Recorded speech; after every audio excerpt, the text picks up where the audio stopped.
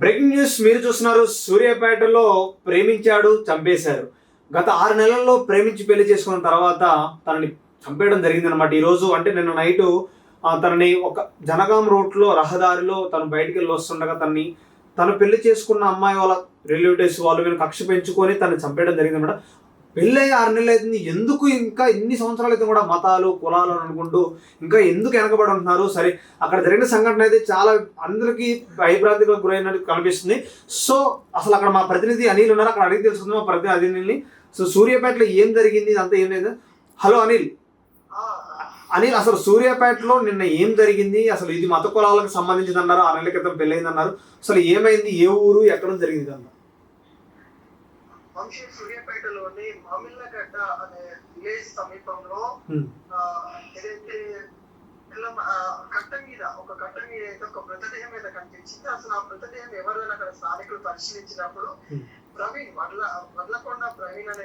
వడ్లకొండ కృష్ణ అనే వ్యక్తిది ఆ మృతదేహం అని చెప్తా ఉన్నారు. ఈ మృతదేహానికి సంబంధించి డీటెయిల్స్ లోపలికి వెళ్ళినప్పుడు మనం చూసుకున్నట్లయితే మృతదేహం మీద మొత్తానికి ఆ తలపైన కూడా మల్లరాయితులు కొట్టిన సిచ్యువేషన్ కనబడుతుంది. ముఖం మొత్తం నృత్యం చేశారు. ఇక్కడ వాళ్ళది ఏంటంటే 6 months బ్యాక్ వాళ్ళకి లవ్ మ్యారేజ్ అయింది, ఇంటర్ క్యాస్ట్ మ్యారేజ్ అయింది అన్నది కూడా మనకైతే తెలుస్తా ఉంది.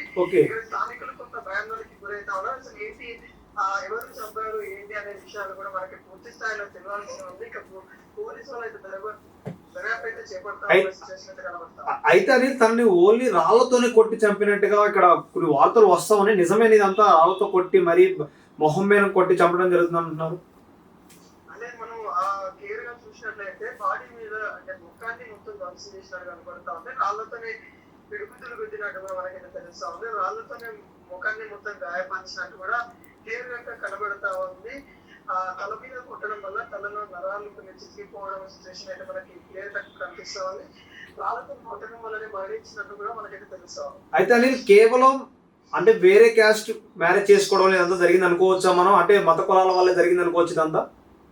ఇంకా అలా ఏం నెట్టించుకోవడానికి ఏం లేదు. ఎందుకంటే అది ఎవరు చేశారనేది కూడా ఇంకా క్లియర్ గా మనకి తెలియని పరిస్థితి కనబడతా ఉంది. ఎందుకంటే అది నిన్న ఈ టైంలో జరిగింది. మృతదేహం ఇవాళ మార్నింగ్ చూసారు. మార్నింగ్ చూసి పోలీస్ కంప్లైంట్ అయితే ఇవ్వడం జరిగింది. కాకపోతే అసలు మనం ఆలోచించాల్సింది ఏంటంటే ఇలా ఇంటర్ క్యాస్ట్ మ్యారేజ్ అవ్వడము, లవ్ మ్యారేజ్ అవ్వడం వల్లనే జరిగిందని చెప్తా ఉన్నారు. కానీ ఆ అమ్మాయి మాట్లాడుతూ, ఎవరైతే అతను మ్యారేజ్ చేసుకున్నా ఆ అమ్మాయి మాట్లాడుతూ మా తల్లిదండ్రులు ఇలా చేయరు, ఇది వాళ్ళు చేసింది కాదన్నారు కూడా అలా చెప్తున్న సిచ్యువేషన్ అయితే కనబడుతుంది.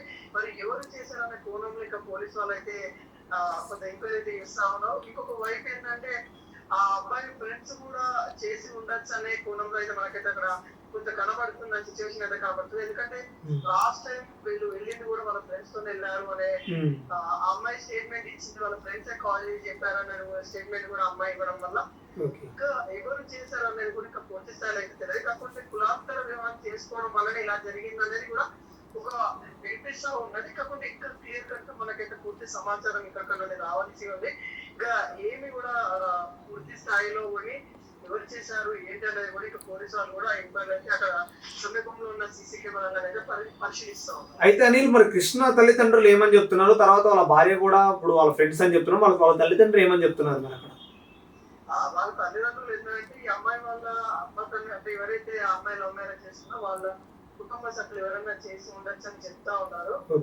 కానీ ఈ అమ్మాయి ఏంటంటే మా ఊళ్ళో అయితే ఎప్పుడు కూడా బెదిరించలేదు. నేను ఎప్పుడైనా మ్యారేజ్ చేసుకున్న తర్వాత బాగానే ఉన్నాము, ఇప్పుడు కూడా నన్ను బెదిరించలేదు. మేము వాళ్ళకి ఇష్టం లేని మ్యారేజ్ చేసుకున్నప్పుడు కూడా మేము తర్వాత కూడా బాగానే ఉన్నాము. కాబట్టి వాళ్ళు వెళ్ళలేకపోయినప్పుడు కూడా మాకు ఎటువంటి బెదిరింపు కాల్స్ అయితే చేయలేదు అన్నట్టు కూడా క్లియర్ గా చెప్తున్న సిచ్యువేషన్ కనబడుతుంది. కాకపోతే తల్లిదండ్రుల ఆవేదన ఏంటంటే ఈ అమ్మాయి వాళ్ళకి సంబంధించిన బంధువులు ఎవరైనా ఉండొచ్చు, లేకుంటే వాళ్ళ కులస్తులు ఎవరైనా ఉండొచ్చు, మా కులస్తులు అమ్మాయిని ఎలా చేసుకుంటాం అనే ఆరోపణ మీద ఎవరైనా హత్య చేశారనేది కూడా మనకి ఇంకా తెలియాల్సిన పాయింట్ అభిప్రాయం. మరి పోలీస్ దర్యాప్తు ఎక్కడి వరకు వచ్చిందని మన ప్రెసిడెంట్ అక్కడ పోలీసు వాళ్ళు ఏమైనా చెప్పడానికి ప్రయత్నిస్తారని ప్రెస్ మీట్ పెట్టడం జరిగింది అక్కడ ఏమన్నా? టీమ్ అయితే వెళ్ళింది. అక్కడ సంబంధించి ఎవరైతే అక్కడ పండ్ల రాళ్లతో కొట్టారు కదా వాటి మీద ఫింగర్ ప్రింట్స్ అవన్నీ తీసుకోవడం జరిగింది. వాటికి సంబంధించిన దర్యాప్తు అయితే జరుగుతూ ఉంది. ప్రతి ఒక్కరు కూడా గ్రూప్ టీమ్ అయితే ఇంకా ఎలా జరిగింది ఏంటి అనేది కూడా సీసీ కెమెరాలని చూస్తూ ఉన్న సిచ్యువేషన్ అయితే కనబడుతుంది. కాకపోతే ఇది వాళ్ళు కూడా ఒక ఫ్రీ పాయింట్ ఆఫ్ వ్యూ ఆలోచించాల్సి వస్తుంది. ఒకటి ఫ్రెండ్స్ చేశారా, ఇంకొకటి అమ్మాయి తరఫున వాళ్ళు చేశారా, లేకుంటే ఎవరైనా దుండగులు చేశారా అనే పాయింట్ ఆఫ్ లో ఆలోచించే సిచ్యువేషన్ అయితే కనబడుతుంది. మాక్సిమం కులతర వివాహం కాబట్టి వీరు ఆ కుల సంబంధిత వాళ్ళు చేసి ఉండొచ్చు అన్న కోణంలో అయితే బలంగా వినిపిస్తా ఉంది. ఎందుకంటే ఒక విలేజ్ నుండి ఒక కులానికి సంబంధించిన అమ్మాయి వెళ్ళిపోయినప్పుడు ఆ కులంలో ఉన్న వాళ్ళు కూడా కొంత అరే మా కులం అమ్మాయిని, కులం తక్కువ కులం ఎక్కువ అనే ఆలోచన ఇస్తారు కాబట్టి మా కులం అమ్మాయిని అతను వేసుకోవడమే అనే ఆలోచనలో ఆ కులస్తులు చేశారా లేకుంటే మన ఫ్యామిలీ మెంబర్స్ చేశారా అనే దాని మీద అయితే పోలీసు వాళ్ళు అయితే దర్యాప్తు చేపడతా ఉన్నారు. ఇంకా పూర్తి స్థాయిలో పోలీసు వాళ్ళకి ఇంకా గ్రూప్ టీమ్స్ వచ్చిన తర్వాత వాటి ఫింగర్ ప్రింట్ ఆధారంగా నిందితులు ఎవరైనా అరెస్ట్ చేసి రిమాండ్ పంపిస్తామని చెప్తా ఉన్నారు. Right Anil, thank you so much.